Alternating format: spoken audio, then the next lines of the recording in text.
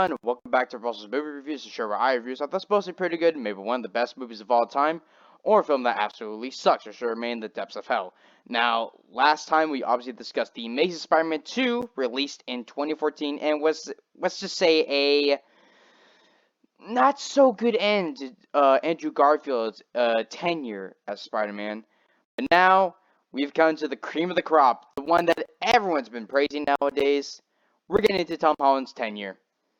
Obviously starting with Spider-Man Homecoming, released on June 24th of 2017.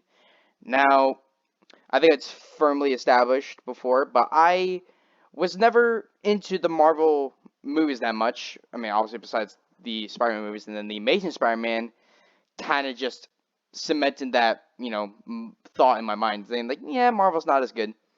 So, when they were announcing Spider-Man Homecoming was coming out, I kind of just brushed it off, saying, it's probably going to be okay, not as good as any of the Andrew Garfield ones. And then as the years went on, I've been hearing a lot of praise about Tom Holland's Spider-Man. And I still was just like, oh, yeah, whatever. And then No Way Home came out, and I think I've established before on the channel, I went to go and see it in theaters, and I personally really enjoyed it. Wasn't my favorite Spider-Man movie? No, but it certainly did kind of change my opinion on Tom Holland's Spider-Man.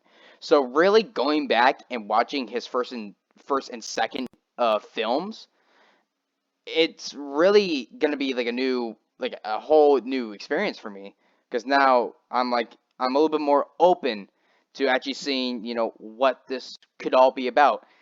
And I should say before we get on this to the rest of this review, unfortunately, as of right now, I have not watched any of the MCU besides Homecoming and No Way Home. So honestly, besides all like the Thanos shit that was going on in the latter Avengers movies, Oh I do wow. not know the whole interwoven plots and shit. I do not know any of that. So I'm just saying, take this review with a grain of salt from my point of view, because I'm just strictly viewing these as Spider-Man movies and not, overall from the MCEU. So, just take that into consideration as we go on through this review. Obviously, before we get on through this, as usual, I have a very special guest here, and his name is Matt Games YT. Say hello. Yo, what is going on, guys?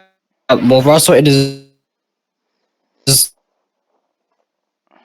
great to be back here with another video, and I am really excited to see your perspective on Tom Holland Spider-Man.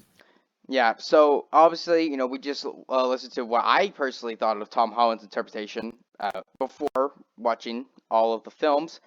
Why don't you give your little history on Spider-Man Homecoming as a whole? So in Homecoming, obviously watched it way more than the Amazing Spider-Man 2, or like the Amazing Spider-Man films. But it was really interesting, like seeing I think we saw Iron Man in the film, which was really cool seeing him. Which we'll get to. Given We will that get to that that. idol, yeah, as kind of like Peter's Uncle Ben type, like as his Yeah, like idol in some sort of way, which was really like interesting that with Iron Man and Spider-Man.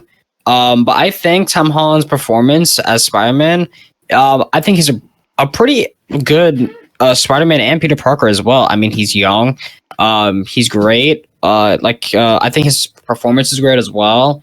Um, and I think he's like a pretty good, decent Spider-Man nowadays. Um, and also the villain as well.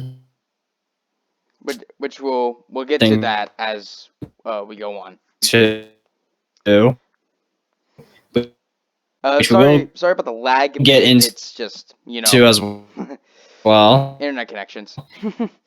um, but Uh, oh god, this is not gonna go well. uh, Jesus. but yeah, like it is a bit laggy actually. Yeah, yeah, it's a bit laggy, kind of. So just bear with us for this. But yeah, so if I, you know, if I'm gonna go into this film with anything positive, at least this film actually starts off like an actual fucking Spider-Man movie. Because from the last like three films, from what I can recall, it does not feel like a Spider-Man movie, especially the Amazing Spider-Man shit. They did not even feel like they started off as Spider-Man movies. This one, it it makes you like know who the character is and makes you feel like you're in a Spider-Man movie, and I fucking love that. Like, I really do appreciate that, Sony finally was like, had the decency to be like, hey, we're making a Spider-Man movie, right? Let's start it off like a Spider-Man movie should, and I love that. Um, so yeah, so we actually don't really get like an actual backstory to Peter. Granted, it was more the Amazing Yeah. Spider-Man movies that kind of went really into the backstory. So this is kind of going back. Actually, now I'm thinking about it, to like Tobey's Spider-Man movies, where it kind of just starts you at the beginning of Spider-Man's story. Like him as a teenager and going off and becoming the superhero. And obviously we get introduced to Tom Holland's interpretation of Peter Parker. And you know what? I'm gonna be honest here. At first, I thought this kid was fucking annoying. Like, he's just like, oh, Mr. Stark, Oh, Mr. Stark, it was so damn. amazing. Really? I'm like, shut up, kid, please, for the love of God. And the thing is, I know how he becomes by, like, No Way Home. Yeah. So seeing him like this, I'm like, I get it, but please shut up. Like, it's just so annoying. And I think it's because I think this is the youngest Spider-Man. Because I think they established him at Yeah. 15. He is. Whereas, every single one, Yeah. like Toby's Spider-Man and Andrew's Spider-Man, they're both supposed to be 17, even though they look like 25. But yeah, we have a 15-year-old Peter Parker, and you know what? I'm actually glad because honestly, if we had it a third time in a row where it's like, oh, you're teenager, you're 17-year-old Peter Parker, I'm just like, whatever. This time, you actually get a really cool dynamic with him where he he just started off being a superhero and like he doesn't really know how to be a superhero, and he has like that kid mentality, so he's gonna be a little bit kind of like I'm just gonna go into it without actually really specifying the situation, and especially for the MCEU, this is actually a really good like actually character arc because everyone's like in the like mid 30s, like or at least 20 to 30s. This is like he's practically a kid, so, like, seeing this dynamic actually interested me, and I'm like, wow, I'm actually interested in the Spider-Man movie within the first 5 minutes. I'm in. Like, let's fucking do this. And um, we obviously get into him getting transferred over to or him getting sent to New York because uh, you know, what does Tony Stark say? He's like, yeah, I'll call you when I need you for the next mission. He's like, mission? And he's like, yeah. He's like, all right, sweet. And he's, Mr. Stark's like, what the fuck am I doing with this kid? Like, he's just like so done with him because he's just like, Yeah. he's like, all right, I believe in myself that I can teach this kid right, but he's not there yet. So I'm just like, so just drive. And they go off, and he starts high school, and you know what? I'm actually gonna. I mean, granted, it wasn't really the biggest, or like the best part about any other Spider-Man movies.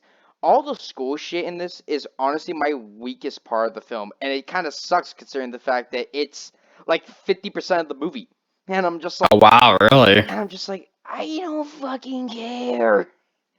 Just get to the Spider-Man shit. Like, I know that's pretty weird for me to say, considering the fact that I really enjoyed Toby's movies. But even those ones, they were like the school shit isn't really the focus. It's him becoming Spider-Man and becoming the superhero and dealing with all like adulthood and shit.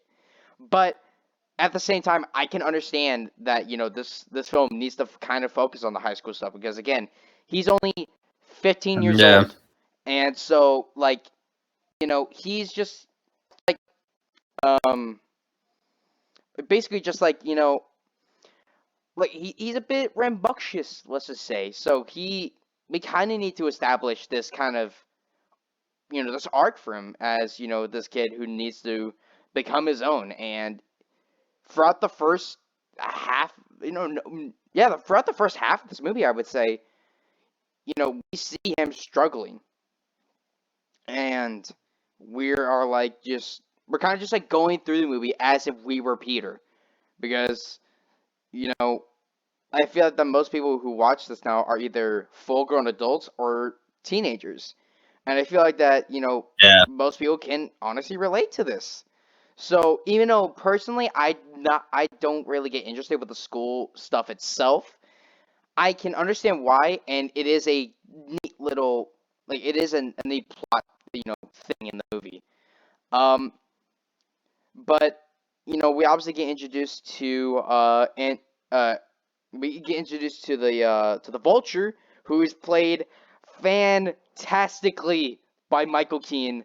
Yeah. Holy shit! We Damn. actually Yeah. had Michael a good Keaton. Spider-Man movie in fucking how long?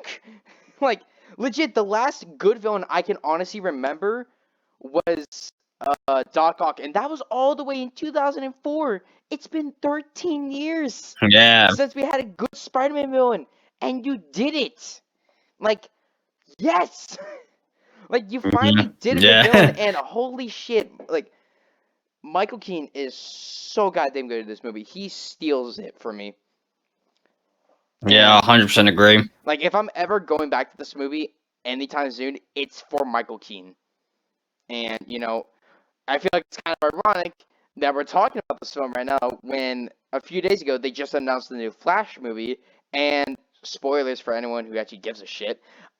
He's coming back as his interpretation of Batman. So I'm really excited that that's happening, and I just think that it's Yeah. kind of funny that Yeah. we're doing this now, and I feel like that if we did it on the according the appropriate the time we were supposed to do it, we wouldn't be talking about this. But I think it's just so funny that like it kind of just seemed like fate a bit.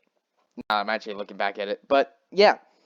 So we obviously are Peter is trying to figure out who he really is, and he's just waiting for that one call from Tony Stark saying like, all right, next mission is up. You're going to wherever, and so you kind of get like all the school stuff with with Ned played by Jacob Batalon. I think that's how you say it. He's funny, and Yeah. Oh, yeah. it's kind of difficult to try and describe, Ned, because in this first film, I'm gonna have to admit I found him kind of annoying. Because he kind of just seemed like that like annoying sidekick that you saw so fucking much in like the 80s and 90s. I'm just like, why are we having it here? Like the Spider-Man does not need it. But honestly, as the movie goes on, I start to grow with Ned, and I guess that's kind of the intention is that you start building that relationship between the two, and you start actually liking him a little bit better instead of that just annoying kid who's like, oh, it's nice to meet you, and then oh shit, you're Spider-Man. So, I mean, I like that. And I actually do like the fact that he becomes this kind of like tech guy. Like we never really had that before, unless you really count Gwen. But even then, like how many times did you actually help him with like equipment sort of shit? Like once, twice. Like Ned has like 3 times the amount of times that he's helped Peter with technology shit. Like, Gwen, I'm sorry, I love you, but get the fuck out. Ned has your spot. Like, like, damn. So yeah, overall, I think that Ned overall is. I mean, I guess technically for me, you can kind of call him a mixed bag, but I like him as the movie goes on. Um, and you know what? Granted, I feel like that this is gonna be established more of a Far From Home, but I'm just gonna come out and say it. I hate MJ in this movie. Like, it's. Oh boy, I know I'm probably gonna get the comments up the ass I just for could saying kind that. of. Yeah, I could kind of with it. Like, because at least with Toby's MJ, yeah, she's annoying. like just her screaming 90% of the time. But at least she was somewhat likable. I mean, yeah, she was bland most of the time, but at least she had likable moments that I'm just like, you know what? I could see you two falling in love, and then we don't even talk about what the fuck happens in the third one. Um, but this one, she is just such a bitch. Like, I'm sorry to say that she's just like one of it just seems like she's like one of those goth kids from South Park that just talks about how depressing life is and shit. Oh my god. It just seems like that she's like, yeah, I drew this picture of you just because you're crying right now and fuck you. And she's like, what the hell? And like I said, I know Yeah. I know at least by No Way Home they have this relationship, and I'm expecting something to happen in Far From Home to actually kind of establish that. Um, Yeah. but I overall in this one, I just find her just a bit of a bitchy teen because it's just like I just don't connect with her at all, and it sucks because it's like this is your version of MJ, and you started off like this. Like this is not a good start for you, movie. Um, but honestly, I kind of grew to actually kind of like her kind of like dickish persona, where it's like everyone's like, "Yay, we're gonna go and do this," and she's like, "Yay, this is not ever gonna matter in our lives," and it's like, you know what? Yeah, no, that's accurate to actual high school students. It's like you just look at this like, I'm not gonna Yeah. give a shit about this in like 2 years. All right, I guess we gotta do it now. So I can relate her. I can relate to her on that. And then we just get introduced to like other characters at the school. We get introduced to this universe's interpretation of Flash. He's bland as hell, and I But get yeah. that. Like like like the other Flashes before were not that much better, but like this is like the key definition of bland. Like he is just like your generic, like jock geeky kid. Like if you could combine the two into one character, it's this universe's version of Flash. Like he is just like the one thing Mm, I can always like tell like I always go to about Flash's character is when he's like, I don't know about like because they get accepted to this like thing in Washington D.C. So Peter's like, I don't know if I'm gonna, go to this. I'm so busy. And then once he figures out that Folger is actually setting up his plans over in Washington, he's like, oh shit, I need to go there. And he's like, oh well, I guess I gotta go and do this school field trip. And everyone's like, Flash is like, dude, you dipped out, man. Like, you can't just join back. And everyone's like, you know what? Screw it, Peter, you're coming back. And the teacher's like, all right, Flash, he's taking your spot. You're like, and he's like, he has that look where it's just like, you gotta be fucking kidding me. Like, I just got this big boost of confidence, and then you kick me in the dick and say, nah, bitch, you get booted to the back. Like, no. And I'm just like, really? Like, I get that Flash was a dick, but like, no, like Flash is supposed to be a dick, but like this is like generic of a dick you can possibly get. And I get that Flash yeah. in like the first Spider-Man movie wasn't anything special, but at least with Andrew's Flash, they they actually gave him a character arc somewhat. Yeah, it didn't go anywhere, but at least it was something about how he started off like bullying Peter, and then he grew to like hate him because of like the basketball incident. And finally, Uncle Ben dies, he's like, "Yo, bro, like, I'm sorry to hear about what happened to your uncle." I'm like, "Hey, that's character work. That's how you do it." And then you come to this, and it's just fucking nothing. And it pissed me off, and it just seemed like that Flash was just like it seemed like he was so unnecessary to like the story itself, but the filmmakers were just like, we need to have Flash in there, so let's add him in because fans, we need to make it for the fans. So, yeah, that was admittedly one part that I genuinely did not like, was just Flash as a whole. Um, we also get introduced to Peter's love interest, I guess, for this film, that being Liz Allen, or Aylin, played by Laura Harrier. Alan. Allen? Okay. I figured it was Yeah. Allen. Yeah. She's alright.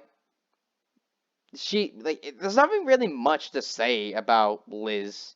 It's just you're like a generic high school date, and then she fucks off at the end of the movie to never be, I think, at least never be, mentioned again, or maybe mentioned again but never appear again. So, I mean, that's pretty much all you gotta say. Um, so yeah, and then I think you say John Ferhario. I think I'm not sure. Plays Harold Hogan, also known as Happy. He's like if Ned was like the teenage comic relief, he is like full out comedy, and I'm just like, is it really necessary? Like, it just seems like so like out of fucking nowhere with his humor that it's just like, is this really necessary? And it just reset. Right in the middle of recording. Great. Right in the middle of recording, it gets cut out. Son of a bitch. That's the first time that ever happened. Um, fuck. Oh my god. Anyway, as I was saying, I'm probably just gonna cut that bit out. Probably not though. As I Yeah. was trying to say though, Happy, his comedy is kind of hit or miss for me. Like sometimes it really does hit. Like the one scene I can immediately think about his funny humor was like when they're Yeah. loading up this Avengers plane like with all their equipment and shit, and he's going over this list and he gets like Tony Stark's suit and he's like, uh. Stark suit number 756, and I'm just like, okay, that's funny. Even all these fucks don't even know how many suits he's made, so it's like, just another one off the fucking bucket list. So I do like that, but then there's like other moments where I'm just like, did you really need to make a joke right there? So I feel like the overall Happy is very inconsistent.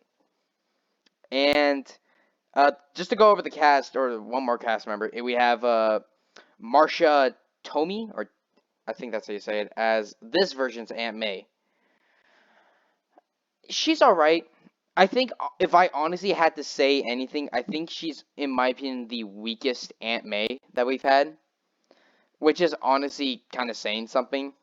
Because we've had, Rosemary Harris, and then we had, Sally Field, and then we get her, and it's just like kind of bland in comparison. And it's just kind of like, oh, you're Aunt May, whatever. And it's just like, move on. So she's all right. Like she's good for Aunt May, but she's definitely the weakest out of all the live action Aunt Mays that we've had. Um, so to go over the Yeah. story itself, actually, um, you know, like I said, we start off. Well, technically, we actually start off with Vulture, I think, where we see him like kind of working on this doing this mining company where they get like all these like stuff for, I think, for Stark Industries, and his whole team gets laid off. So he's like, well, you know what? Fuck this shit. I'm starting up my own company, and we're gonna research this. So as we see, uh, and then we cut to, like I said earlier, of the kind of like the Peter's kind of vlogs that he does throughout the events of Civil War, where he's like, oh, I'm going to like wherever they're. I'm granted, like I said, I haven't watched really anything of the DC, or not DCEU, MCEU, um, but but so I haven't really seen Civil War. So basically, I don't even know where where Civil War takes place.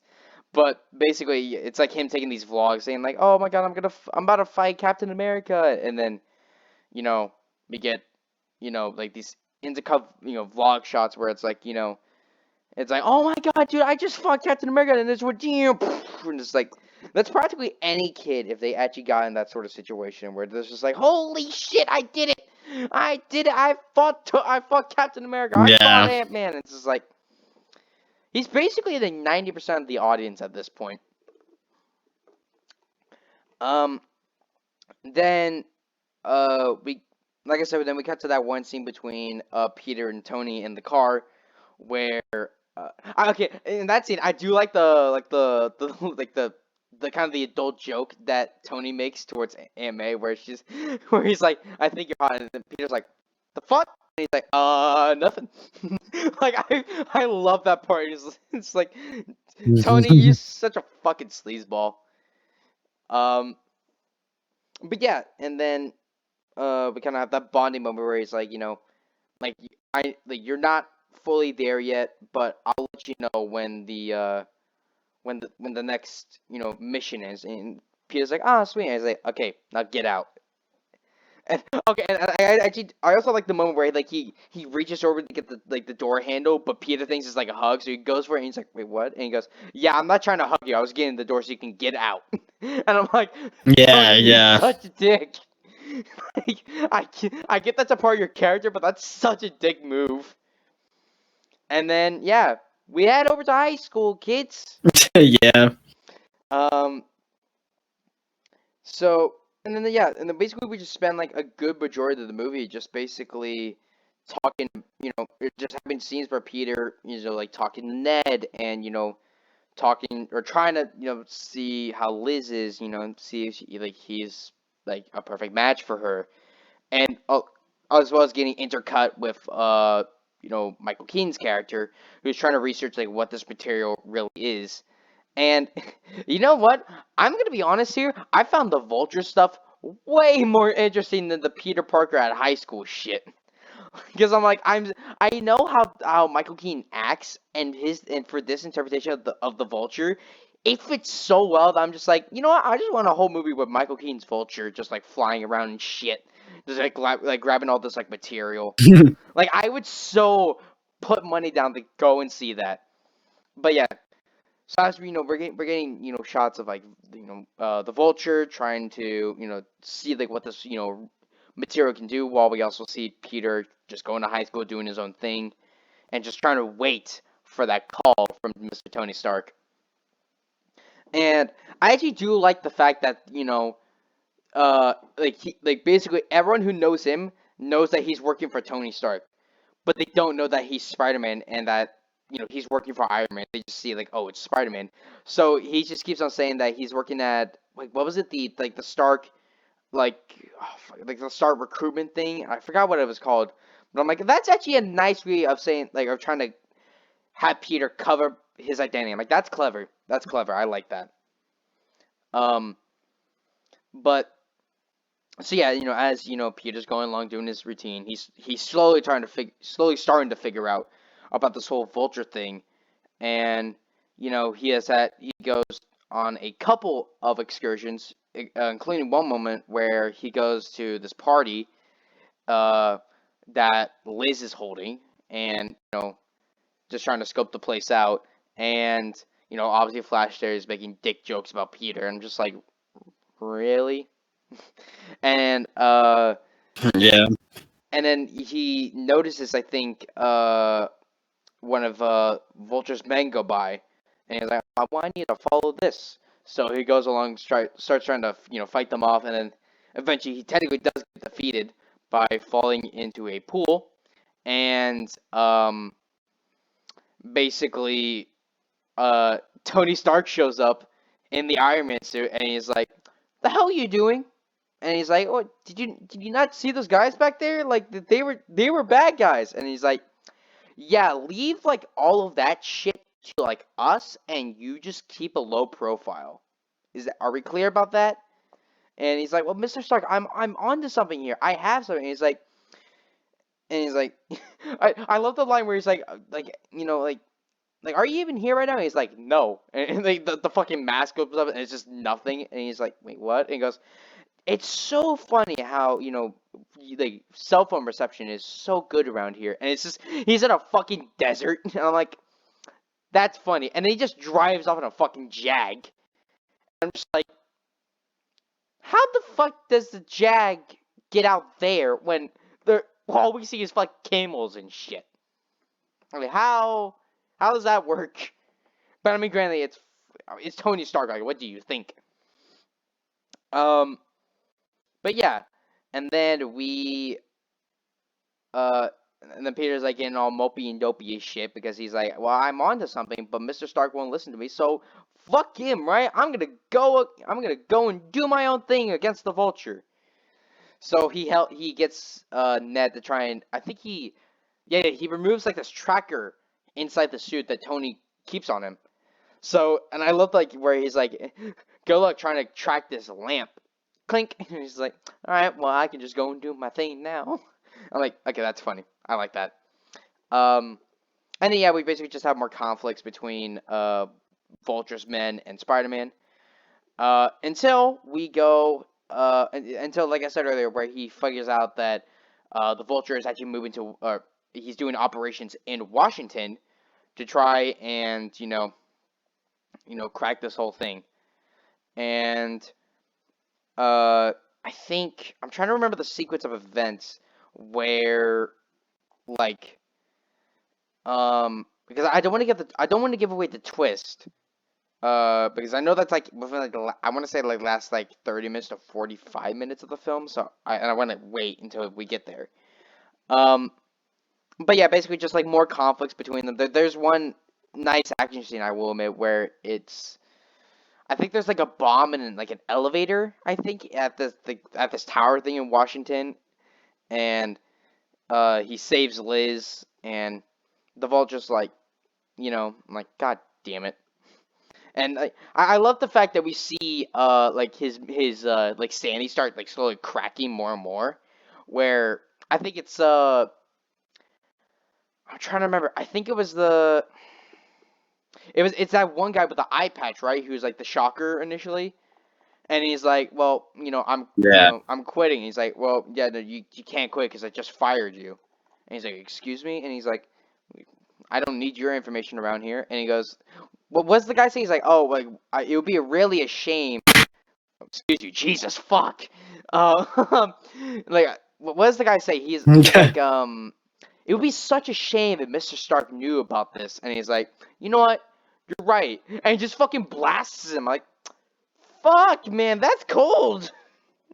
I'm like, like if I was in that room, like, Yeah. like I legit, I would just be like, screw this, I'm going home. So I thought that was pretty awesome, I will admit. Um, but I guess to kind of to wind down a little bit from the plot itself, what do you think about the whole kind of I guess what good way of describing it is basically like the whole Peter and Tony kind of like bonding or the like bucking trends throughout the movie where it's like okay kid, you need to like stay down. I'm like, and Peter's like, no, like I'm onto something here. And he's like, all right, no. The parent is talking. You need to just lay low and just don't pay this any mind. Like I'm actually curious to hear what do So you think like about this? like they're like a relationship, right? Yeah, Like they're basically. bonding. Hmm. I think it's definitely interesting. Like, well, like I said before, it's definitely really interesting seeing Iron Man and Spider Man having like kind of like that how do you say it, like that Uncle Ben idol, kind of like Iron Man's kind of like representing as him, which is definitely interesting since we never really see a Uncle Ben in this universe Yeah, I don't of even think we get for Tom Holland I was about to say for I don't even Peter. think we get established that he ever had any sort of family besides Aunt May. So yeah, I guess that is actually a nice way to start Yeah. looking into it. Yeah, but I do think it's definitely a cool a cool way of kind of seeing that for Tony and Peter. I definitely like their bonding though a lot. Yeah. So, as like I said, as the movie goes on, we get more encounters between Vulture Spin and Spider-Man, and the Vulture is starting to become more and more aware of this, vigilante. And Spider-Man, it's getting ever so closer and closer to that point, or to trying to figure out what it is, until that one crucial scene where it's after the boat fight where Vulture's weapon like cuts the weapon or cuts the boat in half, and Peter is only manages to save the boat after Tony Stark helps him and kind of fixes the boat and kind of gets everyone to safety. And Peter, because he thinks that Tony's off in the desert or whatever the fuck.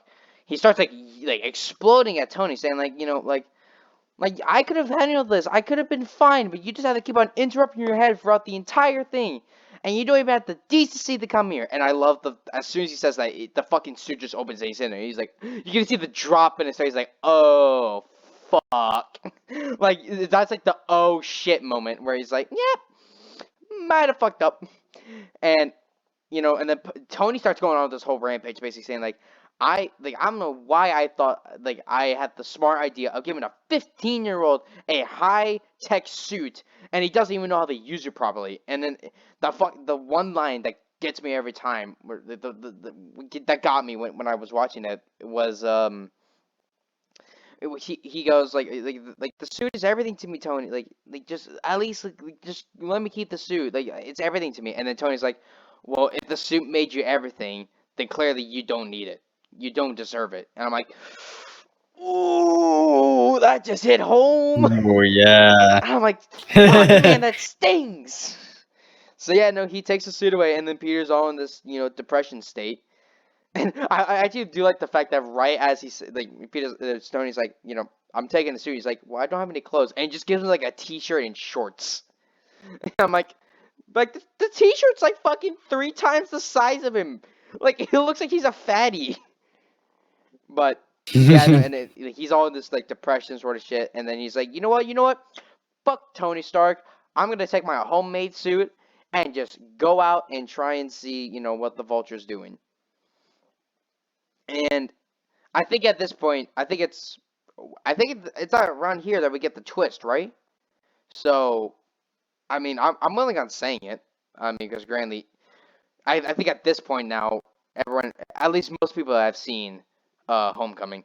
So I feel like Yeah. now we're getting close to the twist or the twist anyway. So Yeah. again, spoilers for anyone who hasn't fucking watched this movie, which is like, why are you watching this then? But keep watching. Yeah. So it's coming up to the school dance, and everyone's like, woohoo! We're gonna go and do the school dance, and Peter's all mopey and dopey as shit, and so he asks Liz out to go to the dance, and she's like, well, I'm like, sure. I never really thought about it, trying to set up for the dance and everything, and honestly, I kind of like you as well, and it's like, oh yay, relationship, woo, fuck off. So he gets over to their house, and the mother, he like she's just like, oh, come in, honey, you'll be all right. And the father walks in, and you're expecting, it's like, like, oh, it's probably some random guy, and it's the Vulture. It's uh it's Adrian. Yeah. It's Adrian Toomes, and you're like, that's the moment where Peter's like, are you what? What just happened? And obviously he can't show it because he's like, I need to keep undercover. And Vulture immediately, once he sees him, he's like, oh, this fucking kid is dating my daughter. I am about to fucking pop off over here. So, but obviously, both of them keep it their cool, and Peter's freaking out because he's like, my girlfriend's, my quote unquote girlfriend's dad is this guy I've been chasing down. Like, are you fucking kidding me? So he's driving him over to the dance, and he keeps on asking these questions, and Peter's like, yeah, and I'm trying to remember actually what the lines were, but basically like Liz is like unknowingly like giving like the secret away. Oh no, because the Adrian doesn't even know. Uh, he's like, oh, like hello, like nice to meet you, and then it's at the car where like Liz is talking about, oh, this Spider-Man guy, he's so amazing, and then Peter's like, and that's the moment where where Adrian's like, this fucking kid is the Spider guy. Oh, about I'm about to beat the shit out of this kid. Yeah. So he pulls up and he's like, Liz, go inside. You know, me and the boy have to talk. And so she's like, oh, okay. And she's like, I'll see you inside. And then, you know, she walks away and he pulls out the glove, like the glove box, and he just pulls out a fucking gun. And I'm like, this guy's actually about Yeah. to he's about to glock this fucking kid in the school parking lot. Like, this shit just got dark. So, Yeah. like, so he's sitting there like, if you do anything wrong to my daughter, trust me, I will murder you, like right here, right now. And he's like, yeah, okay, I got it. And he's like, all right, you're cool. And he just like opens the door. He's like, all right, have fun. And Peter's just like sitting there like, what the fuck was that? Like he is at that moment, Nah, but he like the is way shitting that himself. like the way that nah, but like the way that Keaton delivered that line was freaking Yeah, I like that scene know. was so intense. Like I know that's why I love Michael Keaton so much So because he could good. play. He could go from like all like nice and then serious and then fucking kooky. And I'm like, he's so good. But yeah, no, he walks into that. He walks into the Yeah. dance and he just he has that like panic moment where it's like, fuck this, and he just starts running and he's like, all right, I see the truck, and then his like top henchman who takes over like the shocker suit or the shocker like wrist thing after the vulture killed the previous guy. He's like, you couldn't just let this lie alone, could you? And so they have this brief little scuffle, and you know I'm trying to remember. Does Peter like defeat him and then run off, or does the guy actually defeat him and he's just like, you know, I'm just gonna follow him? Because I'm trying to actually remember what the sequence was. Because I know, like, after that, like, little fight they has with the new Shocker, he finds, he finds Adrian in this, like, empty-ass, built, like, this empty-ass room.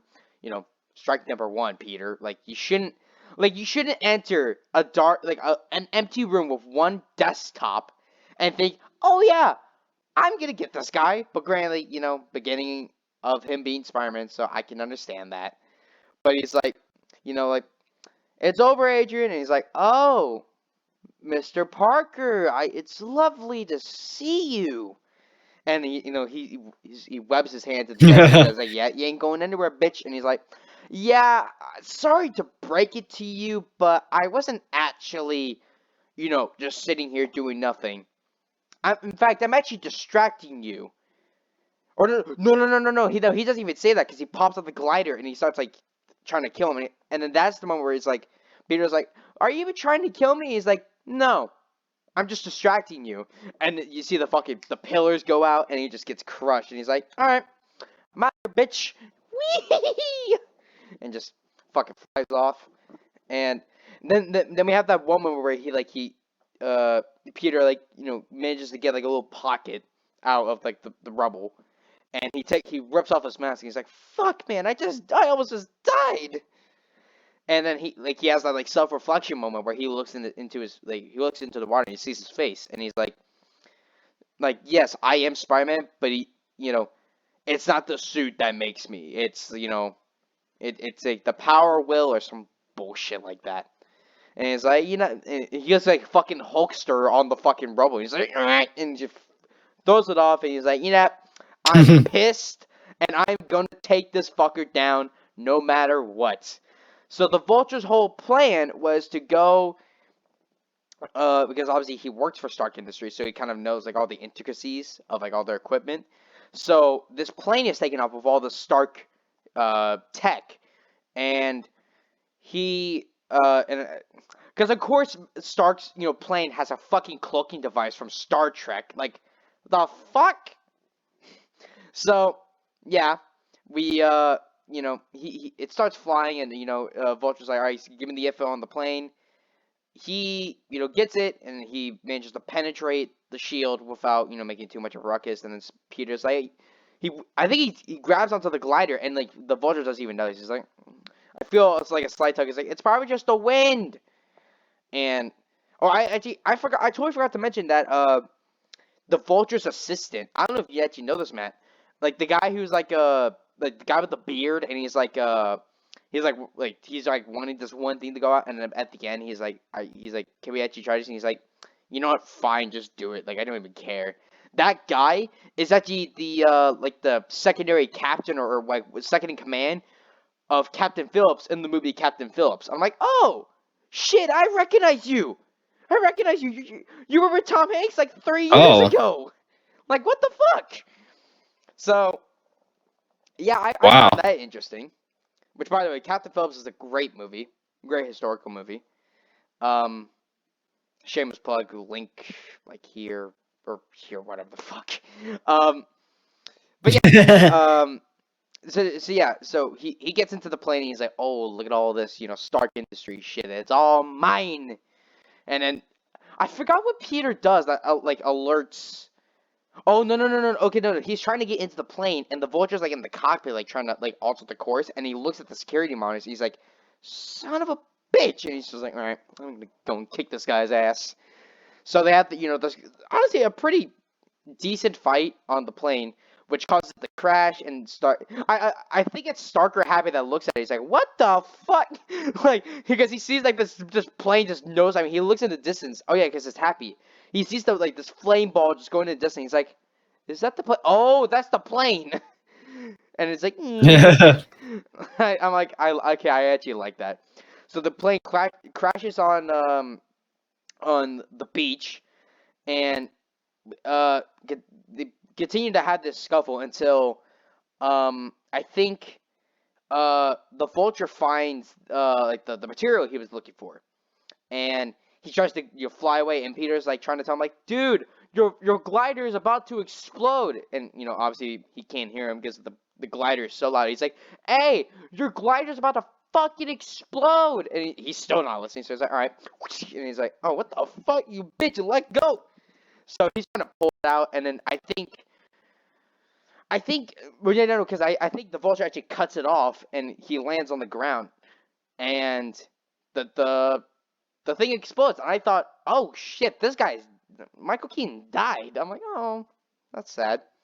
Um, but then no, yeah, Yeah. and then Peter walks over to the crash site, and he sees him like still breathing, but obviously in the wreckage. So he's like, he obviously tries to touch it. It's fucking singeing metal. So he's like, ow, fuck. And he's like, all right, yep, lift you out. And this is actually, I think it. Not. Wait a minute. Oh, well, no. I was gonna say, I think this is actually the first main Spider-Man villain that's actually lived. But I guess technically you could count Harry Osborn. But I can tell you, Oh, I can't definitely say this is the first solo Spider-Man villain to actually live, because the other yeah.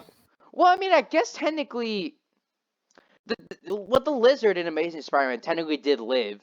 It's just he got the cure. But like um, like Green Goblin, he got impaled by his own glider. Doc Ock, he sunk with his own reactor. And then yeah, like Yeah. Lizard, he got the cure. I don't know if because they don't even show him dying, right? They just show him like his like arm kind of like flicking apart. Um, but yeah, I'm actually kind of glad that the Michael Keaton's character didn't die, and he just went to prison. But obviously that kind of breaks up the whole like Liz and Peter thing. So Yeah. everyone's like like, oh, I'm so sorry. You have to leave. And Peter's like, well, what's going on? And he's like, my dad was arrested, and now I got to go all the way to, I forgot where they mentioned like where they're going. It's just like, I'm going to here. Um and and then yeah, obviously Tony Stark hears about the whole thing about the plane and shit. So he's like, you know what? Yeah, Granley, the plane. I'm a little bit angry about that, but you know what? You did a good thing. You know. And he's like, I would like to recruit you as part of the Avengers. And Peter's like, you know what? I would love to accept this, but for right now, I'm not going to. I want to be a friendly neighborhood Spider-Man. And he's like, okay.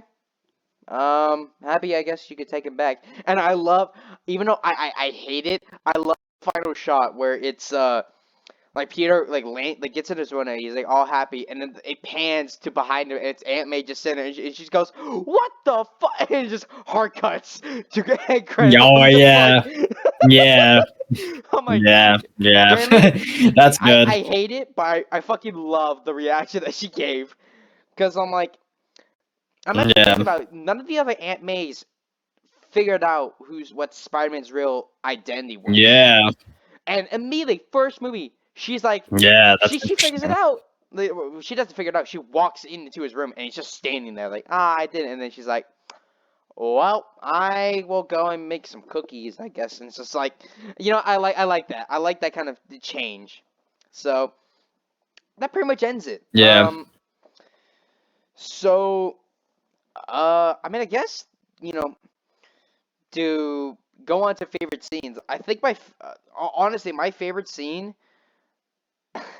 And I know this is gonna be a cheap shot, but honestly, it's my show. I can do whatever the fuck I want. Any scene with Michael Keaton, like honestly, he's the best part about this movie. yeah. So honestly, any scene that he's in, I'm just like, fuck yeah, Michael Keaton. So yeah, that's what I have to say. Matt, what would you say is your favorite scene in Spider-Man: Homecoming? Wait a minute! I just realized I Um. never asked you that question for any of the other movies. Oh fuck! Oh Oh, shit! really? I Oh, just yeah. With I with just Toby's realized. or Andrews. Fuck. Um. I Damn. Okay, mean, we'll do Homecoming I first, can and then answer those really quick. yeah, I was just gonna say we'll do Homecoming first, and then we'll go back to Spider-Man 1, and we'll go on from there. So, for your favorite scene from Spider-Man: Homecoming? Yeah. Damn. Um. Honestly, I think that one scene with just Michael Keaton with the gun, like just the way that he delivered that line Yeah. was so intense, Yeah. and that's what made it really good about that. Yeah. So that's my favorite scene in Homecoming.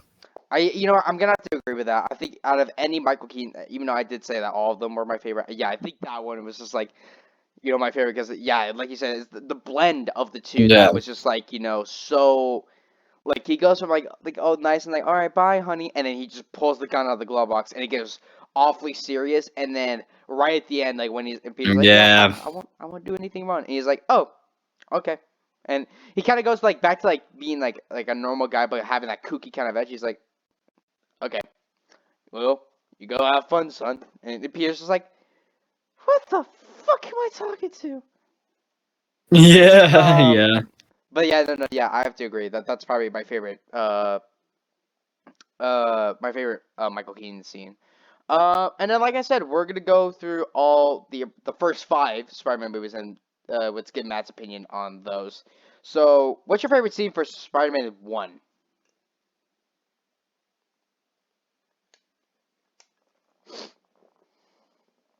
I think he might have. Oh, there he is. It kind of lagged out for me, so I was like, oh Damn. shit. See, now here's the thing. Once we get to Toby's movies, uh, see, but here's the thing though. With Toby's movies, I watch those movies so much, and Yeah, most of the scenes I love a lot. So that's gonna be like the hard yeah. issue with his movies, but damn. Um, man, I'm gonna have to think about these ones, but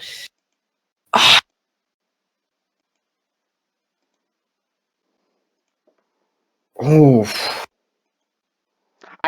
The thing is, I okay. already know what you're gonna say for three, so I'm just gonna wait until that moment comes. I already know what you're gonna say for that one, and we'll get to that. We'll get to that. Oh my god. You know what? I'm gonna take a guess on this one. I'm gonna guess the fucking like the oh when the glider's coming right at Green Goblin, and he puts his arms out, and like you think that he would be like a little bit more like he just goes Oh. oh and then he gets impaled. I'm like I mean, don't get me wrong, I love that scene. oh god. Um, but my favorite though, hmm. I think ah maybe it's tough, man. It's actually so tough because I mean because like most of the scenes you got Willem Dafoe and he makes pretty funny. I'm not gonna lie. Yeah, Um, you can't really go wrong with Willem Dafoe. so yeah, and then also the scene with like when Harry sees that Spider-Man with Norman after the fight. That one was a really good one as well. Oh, like when he goes up to his father, he starts like crying and shit. Yeah, I guess that sounds So right.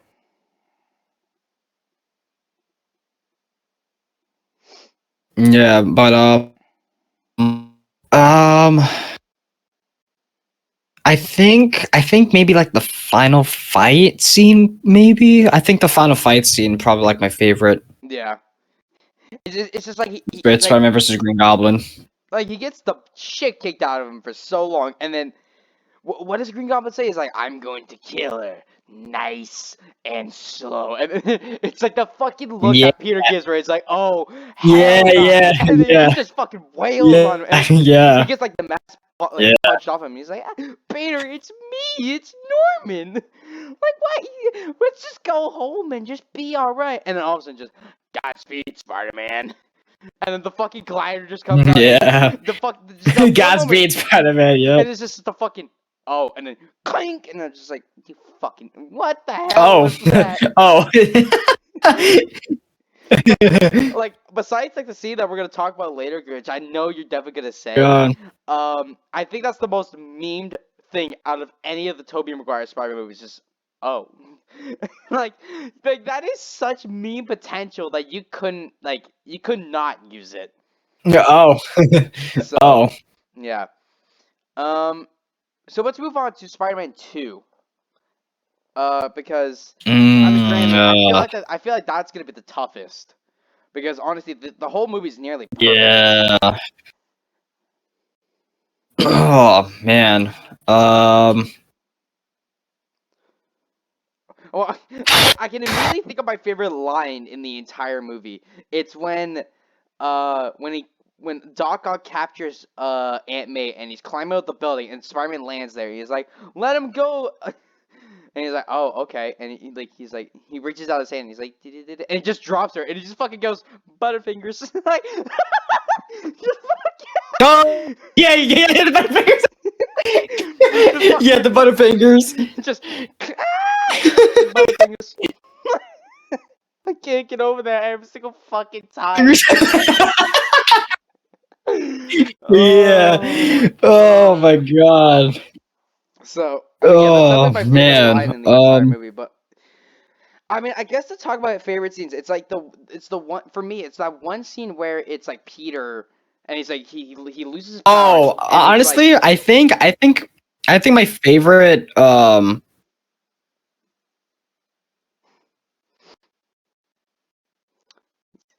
this call's like catching up now. Um, um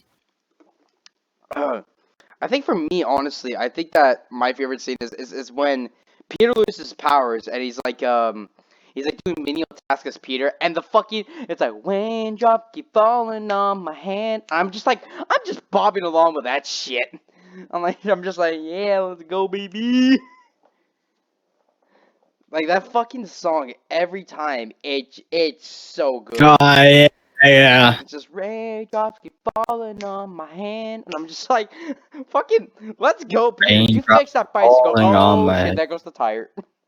Like, but yeah, I think that's my favorite scene. Besides, the Butterfingers line. But yeah, what about you, Matt?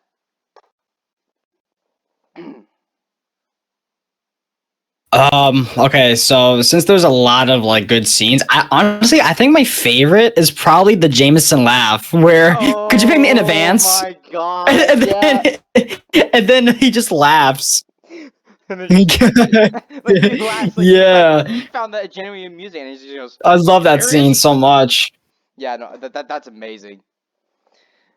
Um, and then I mean, for me, Do we even need to mention Yeah. Spider-Man 3? We both know what your favorite scene is. It's fucking Bully Maguire. You can't get any better with that shit. Like, it's such meme potential that Yeah. it became like a meme. Like, I think it was honestly like one of the first memes ever because it was that. No, because it started with that poker face meme that like it was like in like one of the outtakes and shit where it's like Peter. It's like Toby like looking to the side making that like fucking like face, Yeah. and then the scene actually became like so viral. And it's just like, Oh yeah, yeah, yeah.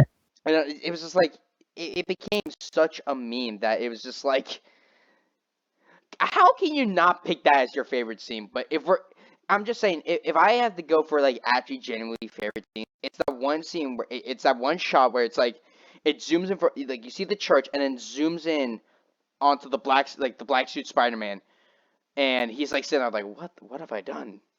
Like, I think that's like my favorite scene in the entire movie. Is just that one panning shot that goes right up to the black suit Spider-Man, and it's like him reconciling like what he's become, what the like who is he, like who did he become? And I'm like that's my favorite scene. But I mean, granted, you Yeah. can't fucking be Bully Maguire.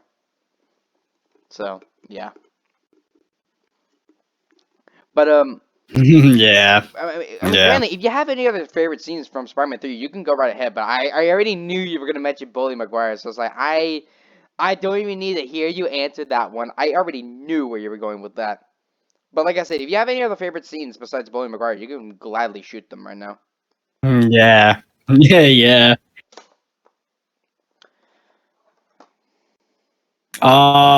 Maybe the Peter versus Harry fight in the house, like in his mansion. Oh I yeah, think that one. that's It's good as funny. well. It's the fucking the slideness of Harry, where he's just like, and when she kissed me, it's like she kissed me before, and He's that taste. the taste. Strawberries. Strawberries. And it's like, you know what? Nah, bitch. Boom. It's like yeah, I fucking love that. Yeah. Um, and now we're gonna go on to Amazing Spider-Man, Oh my god. which overall was a pretty average film, if I have to say anything. But I think for favorite scenes, I'm gonna see. Okay, with those ones, it's like it's a little bit more difficult because honestly, it's so hard that to try and pick a favorite scene from such like a dull or overall shit movie. So honestly, I don't know what my favorite scene is from either Amazing Spider-Man's, but I mean, you could say yours right now, and I could try and think of something. Um Honestly, I think I might have to go with like the final swing in the first one. Oh, with like the cranes and shit. Yeah. I, Like I, like the I, final swing. yeah. Are you talking about like at the very? Well, is there one? No, because I don't think there was at the very end. Because the very end of the movie is the line that Peter gives, where it's like, but yeah, or it's like don't keep a promise that you can't keep, and this is like, yeah, but those are the best kinds, and it zooms in on Gwen's face, and then like hard cut to black. So yeah, no, I think it's a score in that swinging scene, like that fucking that gives it the point. Because honestly, as I mentioned before, I think that the Amazing Spider-Man theme itself is what I think of when I hear Spider-Man. Like, yeah, when I hear like the Tobey Maguire theme, I'm like that's classic Spider-Man. But the Oh, Amazing Spider-Man theme itself, it's like that makes me think Spider-Man. But yeah, when it comes to a scene like that, it is so goddamn good. It fits yeah. so well. But yeah, I think if I had to pick a favorite scene from Amazing Spider-Man, I'm gonna have to say. Oh, and I just got disconnected again. What the fuck did it just leave on those two faces? Oh god. Reconnecting back. Oh no. Sorry guys for the weird connection issues. It's been kind of a thing for me recently, and I think that recording on top of it is not helping it at all. Um, but I can only. Okay, there we go. It's better now. Um, I think to kind of resume the topic again. I think my favorite scene from the Ace Spider-Man is that final scene where it's like the teacher's like, But don't keep a promise that you can't keep. And then it says Peter Lean and it's like, yeah, but those are the best kinds. I'm like, yes, fuck yes. That is how you end a Spider-Man movie. And then he fucked it up in Amazing Spider-Man 2. Ugh. Um, which speaking of which, yeah, what's your favorite scene from Amazing Spider-Man 2? I can tell you, flat out fucking zero. I guess probably like but I mean, if I had to pick one, probably like the first Electro fight, like in Times Square, Yeah, that was I alright. guess. But I mean, well, what would you choose? I don't even know, honestly. See, that's the thing. Like, I'm honestly just gonna say the death of Gwen because honestly that was the only scene in the entire movie that made me feel an emotion. So I'm just gonna go with that. Wait, Even though didn't you say, didn't you say like the Aunt May one was good? oh yeah, the one scene where it's like her and Peter talking it out, and it's like where she started talking about like what Peter's father was doing with at Oscorp and shit. That was very good as well. Yeah, I remember that because it's Sally Field that Okay. carries that scene so well. I'm just like, oh my god, why didn't we get more of you or Aunt May? It hurts. But yeah, no, I thank you for actually reminding me of that. Um. I mean, yeah, Yeah. that's pretty much about it. And then, yeah, did you say? I, I think you said one for Homecoming, right? Or did you not? Honestly, it's been a little bit. So honest, Yeah, I don't yeah, remember. yeah, yeah, Oh yeah. You said that. yeah, Yeah, I yeah. I forgot. did, I did. It was the Michael Keane scene in the car. I forgot about that. Yeah. But yeah, I guess to go over favorite scene. Favorite scenes. What the fuck am I even talking about? Fun facts. God damn it. Um. So did you know that did you know that Jennifer Connelly actually makes an appearance in this movie? She's actually the voice of Karen, which is like the Spider-Man computer, like in the suit.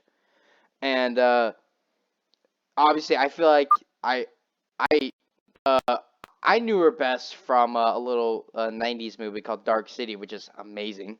But she apparently also made an appearance as Elizabeth Betty Ross in the 2003 version of Hulk. So I didn't know about that actually, but yeah. So and I think it actually mentioned that she was I think she was married to like one of the production designers. So she got like a little role in the movie. I'm like, oh, that's cute. Um, obviously, I was never went this far without actually talking about the suit in this movie. Now, how Oh yeah. um like said before, I love the Tobey Maguire suit, and I love the first Andrew Garfield suit. I feel like that was a good way of bringing the Toby suit into the modern era, and I love that. And then Amazing Spider-Man 2, we do not talk about. But like if I had to imagine a Spider-Man suit in the modern era, this is the suit that I immediately think about. Like this is the perfect Spider-Man suit Yeah. for like the mid 2010s to like early 2020s. This is the suit I think about, and I'm actually like glad that we actually got Yeah. a brand new suit that was actually good. Because obviously Andrew's first one was kind of just a step up or like an evolution of Toby's suit, and then his second suit was just a riff from the comics. Whereas this one, it was a completely new suit, and I fucking love it. I love this new suit, and I love the fact that this goes on to the fun fact. I love the fact that this is the first live action Spider-Man suit to have resizable visors, so that it can provide more like emotion and expressiveness to his performance, and I fucking love that. But what did you think about a Tom Holland suit in this film? Well, I think it's definitely a really good suit from like the modern days, like you said. Um, and I like how I think it has like technology with it, which is really cool. So like news and stuff. stuff like that, like built in the suit. And then apparently we do get, I think the new Iron Spider suit at the very end as well, when Tony shows it to him, Yes, which is a yeah. cool upgrade. But Yeah, and then obviously Peter's like, nah, I want to be a friendly neighborhood Spider-Man, so he keeps his normal suit. And I think they slightly yeah, modify it for. I mean, we're gonna get to this more when we get to Far From Home. Uh, didn't they slightly modify the suit for Far From Home, where instead of like the blue accents, it's like black? I think they did, right? Or yeah, was that a No Way yeah, Home yeah. thing? It's black now. Okay, I knew It I was knew. both. Far from home, it was both. It's both. Um, and yeah, and then the score, it was done by Michael or Guccio. I think that's how you say it. He's actually a very familiar face on my channel. He's appeared a number of times as doing soundtracks for most modern movies, and honestly, I find his scores pretty forgettable most of the time. And one is better from what he usually puts out, but overall, it's still kind of just a mixed bag for me. It's certainly better than what we got from Amazing Spider-Man 2. But it certainly cannot compare to the likes of The Amazing Spider-Man or any of Tobey's films. Uh, but yeah, and I mean, obviously, to wrap up this review, um, this film was very successful. It was made with a budget of 175 million, and domestically, it made over like 330 million, and worldwide, it made over 880 million. So you know, it was pretty goddamn successful. So it comes as no surprise that there was a sequel to this. It came out 2 years later called Spider-Man Far From Home. But we're not going to get to that next week. We're going to make a quick little stop Yeah. to a certain 2018 film that may have won Best Picture. Um, but yeah, so while you know, you think we're gonna be talking about Spider-Man Far From Home. We're not. We're gonna move on to Into the Spider-Verse next week, and I'm actually very curious to see Oh, interesting. because we're going in release order, and obviously Into the Spider-Verse came out in 2018, whereas Far From Home came out in 2019. So we're just gonna do that real quick. So yeah, we're gonna make a quick little stop to the really big Spider-Verse apparently, and see how that goes. But overall, my thoughts on Spider-Man: Homecoming, I thought it was pretty good. Is it as good as Spider-Man 1 or 2? No, not in my opinion. And I know that's probably gonna incite a war in the fucking comics section. Yeah. Um, but if I had to Yeah. say anything, it's definitely better than the Amazing Spider-Man movies, which I mean, granted, this wasn't that much of a competition. And it's certainly better than 3. So, like, in terms of I feel like that I would rewatch 3 a lot more because of the meme status and because of how kooky that fucking film is. But if I'm gonna rewatch a straightforward Spider-Man movie, I'm either gonna put on like Spider-Man 1 or 2, or honestly put on this. This is actually a really good start to this new Spider series. Really excited to see how it continues to Far From Home. But again, obviously, we're not going to be talking about that one next week. We're going to be moving on and doing a quick little stop into the Spider-Verse. So, yeah, guys, I hope you guys enjoyed this review. And again, stay tuned for next week where we're going to be talking about Spider-Man Into the Spider-Verse, released in 2018. And as usual, you can go and check out my social media links down below, my Facebook, Instagram, Twitter. That's when you guys get notified when future videos are coming out. I have my letterbox page down there. That's when you get notified when on my current ratings for films. For example, I actually gave Spider-Man: Homecoming a 3.5 stars out of 5, and um, I think it's a good way of summarizing films in a good way without doing an hour-long video recording like this. Um, but I also have a Twitch page, which I actually have some very exciting news about that. Gaming content will be coming to this channel finally.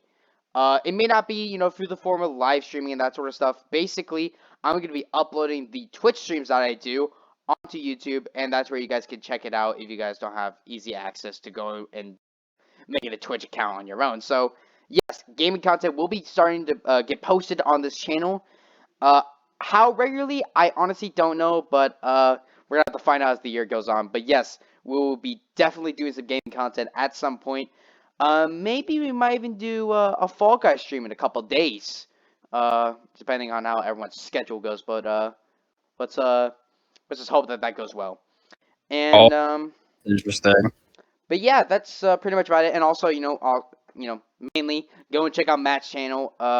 It's a really great joy as a part of the channel for these Spider-Man reviews. He's about to hit 1K, as far as I know. I think we're actually about halfway there right now, almost. So go and make sure to give this man a sub. He really does deserve it. He makes Yeah, some really good gaming halfway. content and that sort of stuff. So go and check it out. And like I said, stay tuned for next week, guys. We're going to be covering Spider-Man Into the Spider-Verse. Uh, and let's hope that, maybe I can see it as me, deserving its Best Picture Oscar. But we'll see about that one. Anyway, guys, stay tuned for next week for my review of Spider-Man Into the Spider-Verse. Live long and prosper,